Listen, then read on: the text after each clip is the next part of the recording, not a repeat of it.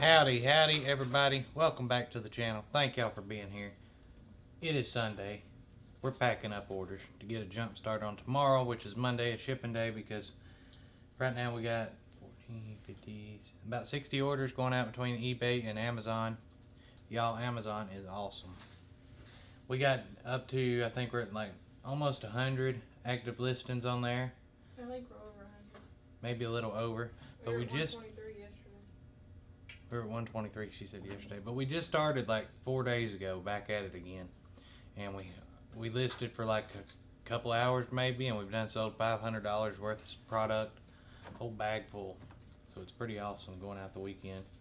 Been averaging about $150 a day in sales. And it's stuff that you wouldn't think would sell. Like I know I got some of this stuff listed on eBay and it hadn't sold me, a hot minute.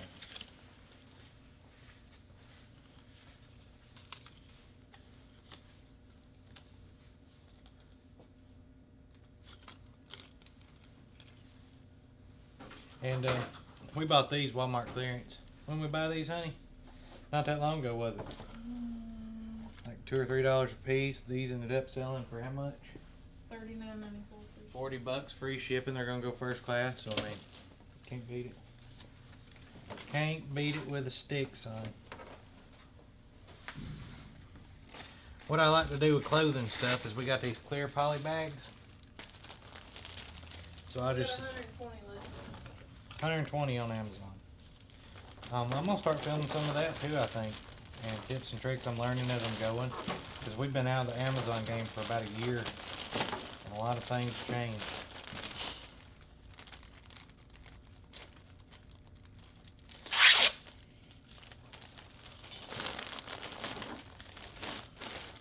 But I will say, it's awesome.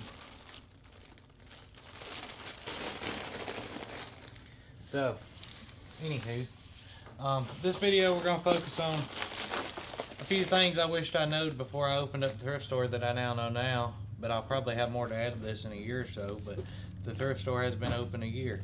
Hard to believe. They say most small businesses fail in their first year, and we've hit our year mark. I'm not saying we're not going to fail, but if you implement some of this maybe and you're thinking into your business, maybe you won't fail if you're thinking of it. Running a thrift store is difficult. It's hard. A lot of hours, a lot of time, and we don't have that big of a space. I think our space over there is like altogether maybe 3,000 square foot, maybe a little bigger, 3,500 square feet. But there's a lot that goes into it, a lot of things that you don't think of that you run into, and some obvious things. So we're gonna finish packing up these orders. Y'all please like the video. Thank y'all so much for being here, and as soon as we get it done with these, get over to the other store. We're gonna rearrange the counter and we'll talk. So we'll see y'all here in a minute. Looks like I could have used one of them. Bloom, bloom, bloom. Ain't that right, honey? What? Just say yes. She agrees with me. Alrighty, friends. We're now back at the shop. Well, the store. Not the shop, the store. So, a few things we're going to go over on what you should know before you open up a thrift store. Maybe you're thinking about, in the future. You're about to do it now. I don't know. First tip. State and county and city licenses. Okay? Gotta have them. Make sure you do your research where you live at and you get them purchased. Just leave them down. We'll back up. Can't get them back up on the wall. They got to be displayed too. So in our town we got to have a City and a state. yeah, we got to have our state licenses, which for here for our store is $8.92 a year. Not bad. Not So bad. our city license, okay, for our store here is It's like $130. Yeah, it's like $130 a year, so it's still not too bad, but make sure you have your licenses. Alright, so here's the thing. Here's another tip for y'all. So, glass cases, lock cases are a must. You gotta have them because you got more expensive little stuff, such as jewelry, that because people are animals and they're gonna steal from you. That way they don't have easy access to do that. So you got to have some sort of cases, okay? We also keep like sharp objects like knives in here to mitigate risk like that. Anything that's really sharp, somebody's gonna hurt themselves on it, goes into the case, and if they ask for it, we'll pull it out and show it to them. However, people do not like cases. They do not want to ask for stuff in the case, or they don't want to buy stuff in the case. I don't know why. I've just noticed since we've opened for a year, like if I take some of this stuff out of the case and set it up here, it'll sell. If I take the same thing and put it in the case, it'll sit there forever. Don't know why, but it happens. People are just don't want to ask to see something or buy something in the case. Now we do sell stuff in here, but it would sell better if it wasn't in the case. Wouldn't you think? If it was displayed better, yeah. Okay, so tip 2. Let's go ahead and jump right into tip 2. Tip 2. This is going to be where you make your money. I mean, furniture is where it's at, especially down in here. People like to buy furniture. They always need it. People like to redo furniture, to resell it. And it's where we make most of our money. Like you can sell one piece of furniture for $200 versus a bunch of knickknacks and doodads. By far, furniture is our most sought after items. But it's got to be certain kinds of furniture. Like we've had this bed for a hot minute and it's not sold. Entertainment stands, they're really hard to sell because who uses them anymore? I mean, it's just what it is.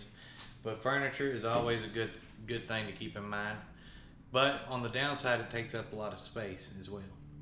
So it's ways. We did away with our clothing, most of our clothing. I'll show you what little we got left now. Because especially for us, we're in such a small space for a store.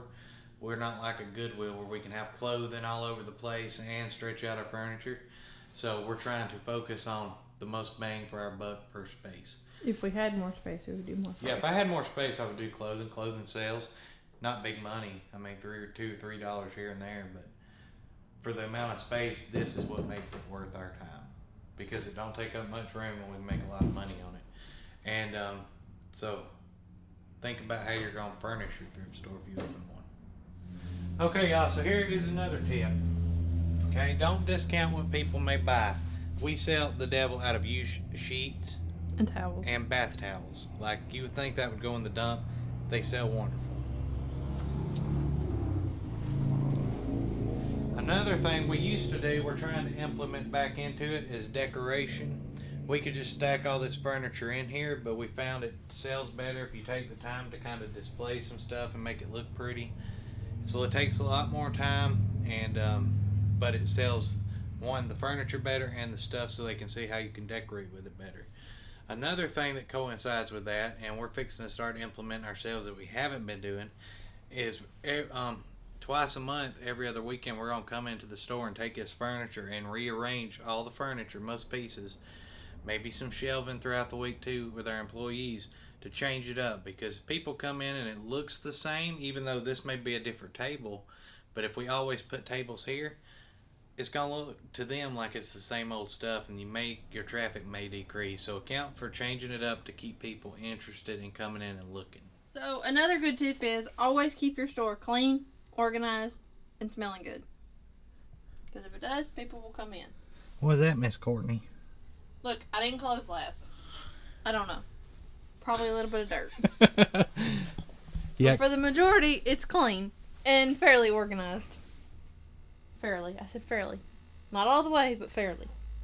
Alrighty, so another good tip for y'all to remember is other than keeping everything clean and stocked and keep your prices good, it's a time sink, y'all. It takes a lot of time. Like, you wouldn't think it does. And we're not that big and we don't have that much space, but I mean, if you were trying to open up a thrift store and run an online business and it's only you, or maybe you and your wife or husband, whoever the two of you, like me and Courtney, it's hard. Like, when we were opening up the thrift store, I had no time hardly to list. And even though they were in the same building, we were constantly having to clean something, help customers, restock, go through units to sort the stuff to see what was going in the store. And it was a lot, like a lot. The major first thing I wished I would have knew sooner, and I would have saved up more money before we opened and hired somebody the day we opened our store. If I could have. It's going to be hard to do that, but hire somebody as soon as you can to help you reduce the workload. Teach them everything you can about the thrift store. Teach them how to sell. teach them how to price, where things go, cleaning, decorating, all this kind of stuff. And it will make your life so much easier because there's no way you could do it all.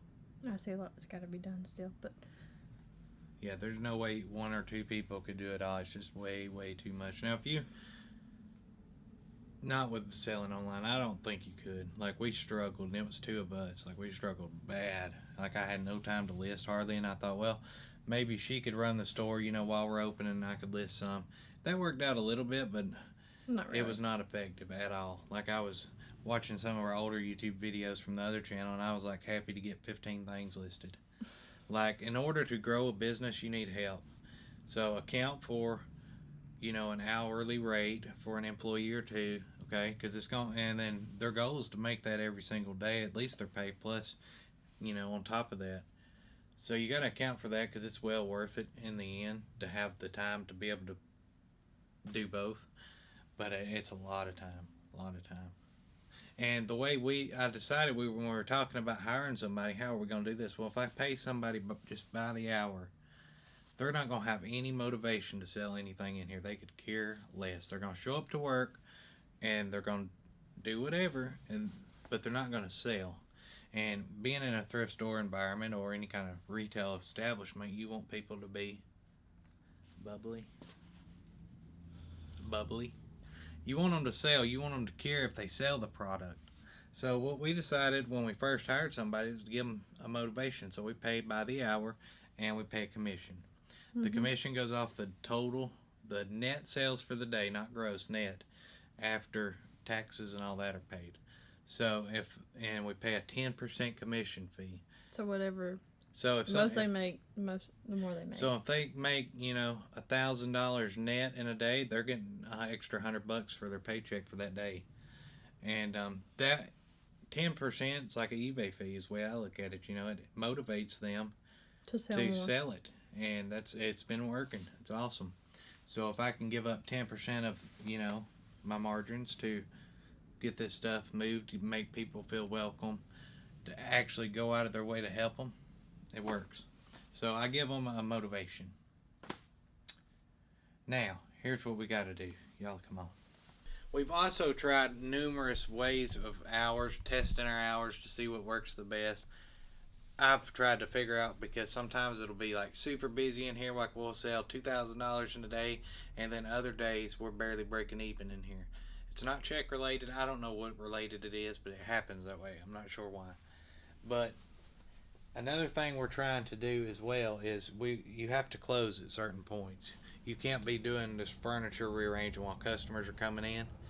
I mean, it just makes it that much harder, so much harder. So set yourself up for a couple days to close, so one, you can get some rest, or two, you can do what needs to be done in the store when you couldn't when it's open, like mopping.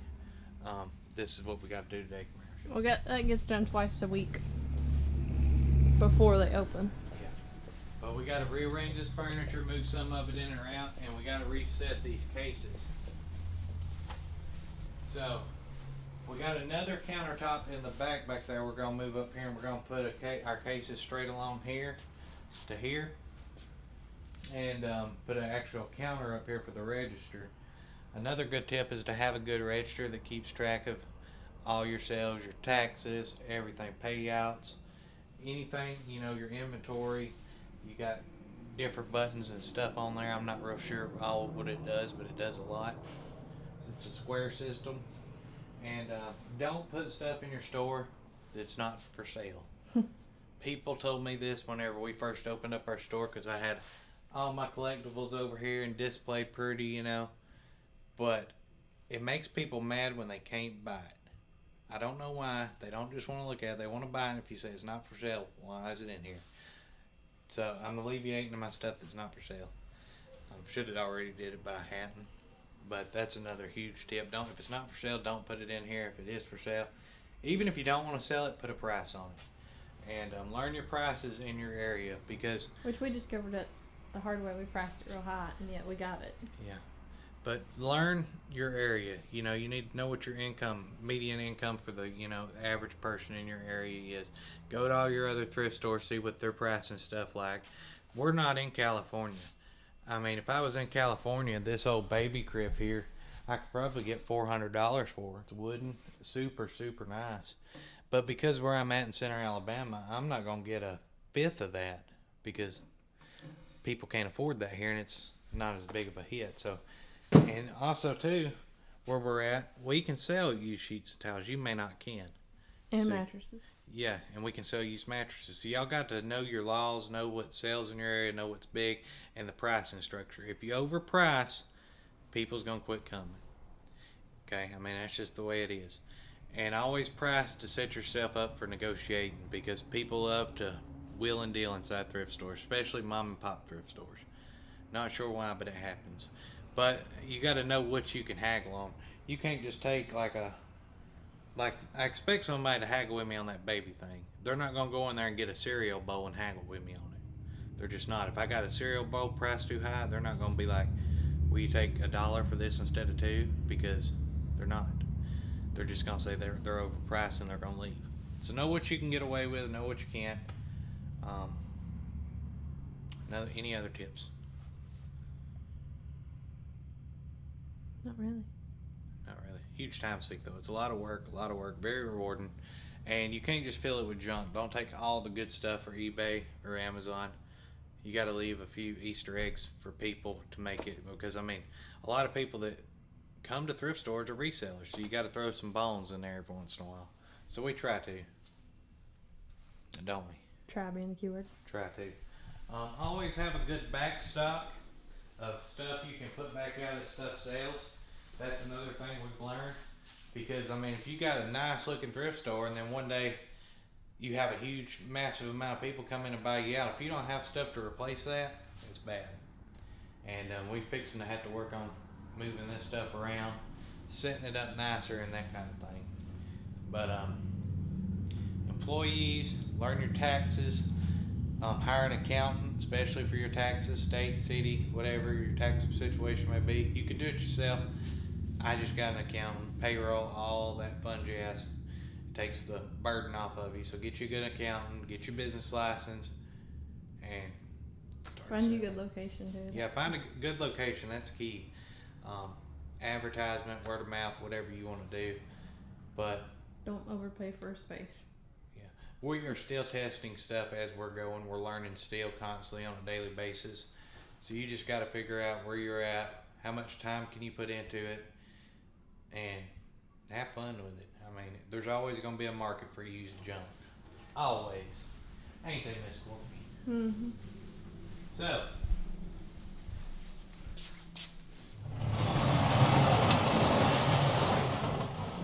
we're waiting on our neighbor to go out over there, and so we can rent that thrift store and expand ours even bigger. And once we do that, I'm going to put another wall across here, like half of this room, so we can bring the units in over here, because now we just don't have enough room to process and store. That's the problem. So if we can bring the units in here, price it, process it, and put it in there ready to go out, it'll make it that much better. So as y'all can see here, we got a good backstock of stuff. We just got to sort and price and get out. We got to dig in that back left corner for our countertop to go up front to replace the cabinets. That'll be fun. Will be awesome. Will be awesome. Oh, another big thing, insurance. Never discount insurance, y'all. As soon as we opened up, I went to the insurance company the day before. I said, I need insurance, liability insurance, because now it's not just an eBay business where I got, coverage for my items. Now I need a liability insurance.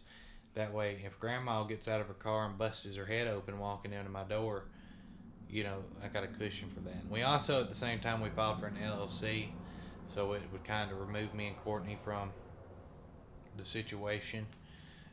So always know your legal aspects, your insurance purposes. We got a big policy, and it paid off. It wasn't our fault. She got out of her car and busted her head open. She tripped. Yeah. She was like, what was it, 82? Yeah, she was an older lady, which it was horrible situation. There was nothing we could have done to prevent it. We didn't, it's just, it is what it was, and that happened a while back. But if it was your fault, then what? you know, if you don't have insurance. So do it the right way, and that's it. All right, y'all, so we're rearranging the store. Part of what I was talking about earlier. We're moving the clothes back here, moving some furniture around. It looks like a mess right now. Come look.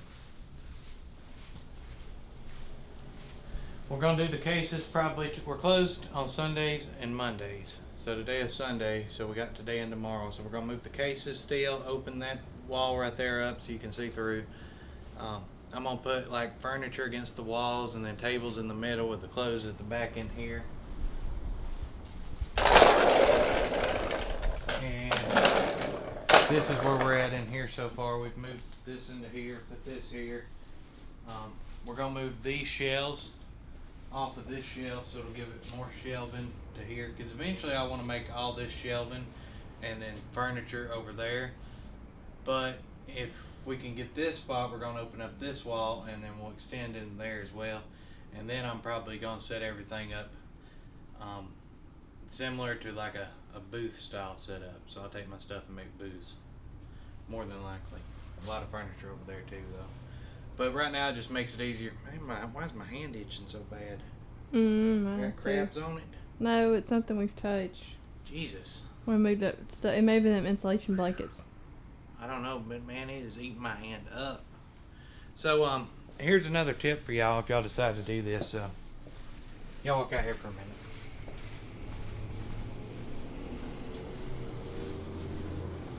Well, maybe y'all can see it from here. Okay, so we got this sign, vinyl up. It says, "Need cash, we buy. Electronics, collectibles, video games and consoles, tools, and more." And it's got money signs on it. Now y'all come here and let me show you this. We could have went outside anyway. I got to show you.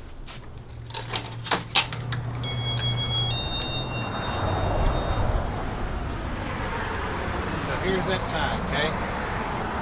We're a thrift shop, buy, sell, trade, okay? But look. This right here. Y'all come in here, let's talk about it. We buy stuff. That was an idea from watching Pete the Craigslist Hunter. People bring us stuff in, cool stuff, video games we can make a lot of money on. We'll buy it from them, flip it online for more money. Okay, so here's the downfall for that. We're a thrift store, so we take donations as well. But that right there offsets the donations. So now the same people who's driving by to take a load of stuff to the thrift store to donate, now they want money for it. So they'll bring us in a bunch of crap like clothes, nasty stuff, you know, and they'll be like, "How much will you give me for this?" And I'm like, I don't buy that kind of stuff, you know. And then they get mad at me because I don't want to give them money for this crap. And then they'll take it next door and drop it in front of her door, or they'll take it to another thrift store and drop it because they're mad at me for not paying them for something they were going to donate to begin with. And I've seen it happen. This guy pulled up one day and he had bags of clothes and he's like, "I want to sell these." I was like, we don't buy clothes, you know. And he said, he looked out the window and seen this thrift store down here and said, "Are you affiliated with them?" I said, "No." He said, "Okay." Walks over there and drops them at her door and leaves. Remember that? Mm-hmm. So you get people like that.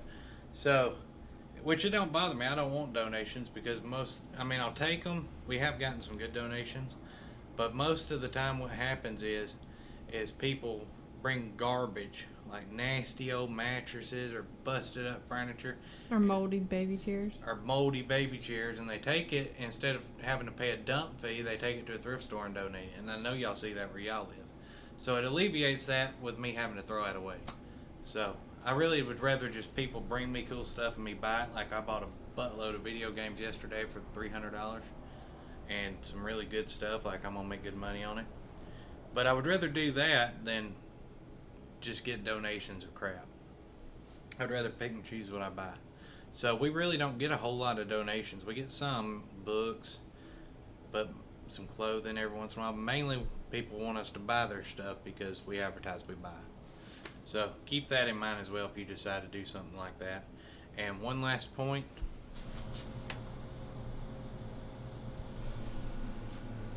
So when we first opened up, I didn't have any set rules on furniture, okay? And here's what'll happen. Oh, Sally Jolene, that's not a good last name. Sally Hanson, isn't that a... That's a nail person. Nail person, okay. Well, Yeah. Aunt Sally Hanson Nana Santa Hansen. Whatever. Anyway, get the Bobby point. Joe, Lean. Whatever, keep going. I don't know. Whatever Aunt Susie's name is, we'll just go with whatever it is. Whenever she's building a house, okay? She's building her house and it's gonna be ready in 6 months. So she says, "Oh." I know about that hurt. My chin just. She says, "I'm building a house. Woo! I gotta go buy me some furniture to fill it." So her house ain't gonna be ready for 6 months. So she going to the thrift store, son, to save her some money because lumber is $50 for a 2x4. So she comes in here and she says, "This table right here would look beautiful in my new house. So let me buy it and let me come back and pick it up in 6 months." That's what happens. I've had it happen. A lady wanted to buy a kitchen table, wanted me to store it for her for 6 months till her house got built. People will buy stuff at your store and then they're going to use it as a storage facility until they get to where they can have it. Nope, not happening. Burned me on it one time, not happening again. So now I give them 72 hours. I fill out a receipt. I put their date and time they have to pick it up by. Now, granted, if it's pouring down rain for 3 days, I'm not going to just die and say you got to come get it. But if it is nice weather for 2 out of the 3 days and you don't come get it, I'm putting a price tag on it. You've lost your money and I'm reselling it. Every once in a while we will call and be like, hey, Yeah, I'll call them. I'd be like, hey, you got to pick us up tomorrow by noon. And no hee-hawing around it. If you don't come pick it up, I'm keeping your money for storage for 3 days and I'm reselling it. I have done it before.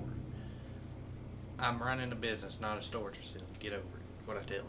Mm-hmm. And sometimes you can be as nice and make it polite, but I mean you just gotta lay the law down sometimes. Say, hey, you don't come get it tomorrow, I'm selling it, and you ain't getting a darn penny back, not 1 cent.